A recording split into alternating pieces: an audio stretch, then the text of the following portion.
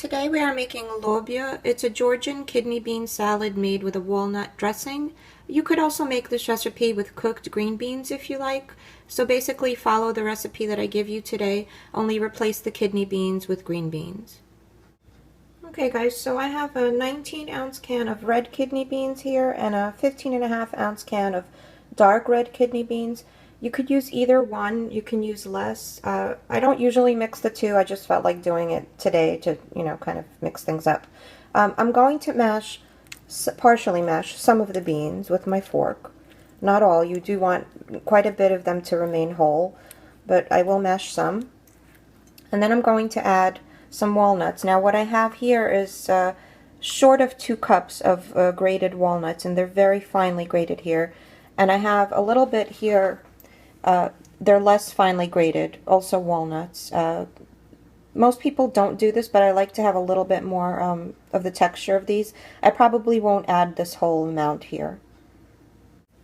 So I probably mashed about 1/3 of the beans that were in the bowl, and I added probably 1.5 cups of the finely grated walnuts and probably 1/4 cup of these.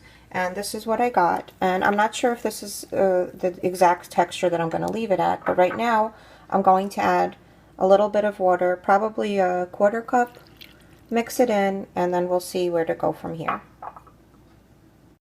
You can cook your own beans. You can soak them overnight and then cook them and reserve some of the water and use that water instead of just regular water, like I just did. I mean that I use the regular water. Now I'm going to add about 1/4 cup of red wine vinegar.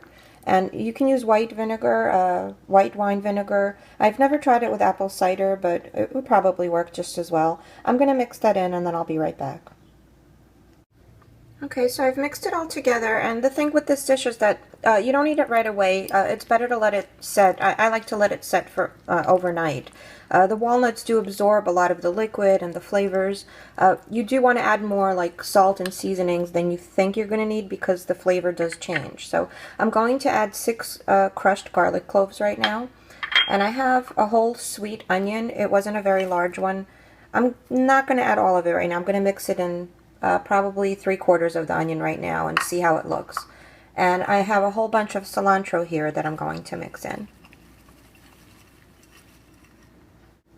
Okay, so I won't be adding any more of the onion, and my suggestion to you is probably to use half an onion when you're making yours. Now I'm going to add this Georgian spice mix. It's called Khmeli Suneli, and there's probably about 1.5 tablespoons of it here. There's a recipe for the spice mix on my channel. I'll link it for you here, and if you don't want to bother with it, you certainly can make it without it. If you have some coriander, some fenugreek, you can add those spices. If not, it'll still be tasty, but I highly recommend that you do add the spice mix. And I also have some hot red pepper flakes. Again, if you don't like spicy, you can leave them out, but I do like to add them. And I have some salt. I'm going to liberally salt it because, as I mentioned before, the walnuts will absorb a lot of the salt. You might want to go a little bit lighter on the vinegar, maybe add 2 tablespoons of vinegar, depending on how much you like vinegar. So here it is, guys. You should set it in your fridge for at least a few hours, preferably overnight. Some people like to saute the onions instead of adding them raw. Some people add both sauteed, like partially somewhat caramelized, and raw onions. I like it with the raw onions, but if you don't like that raw onion flavor, you certainly can saute your onions. And I hope you enjoy.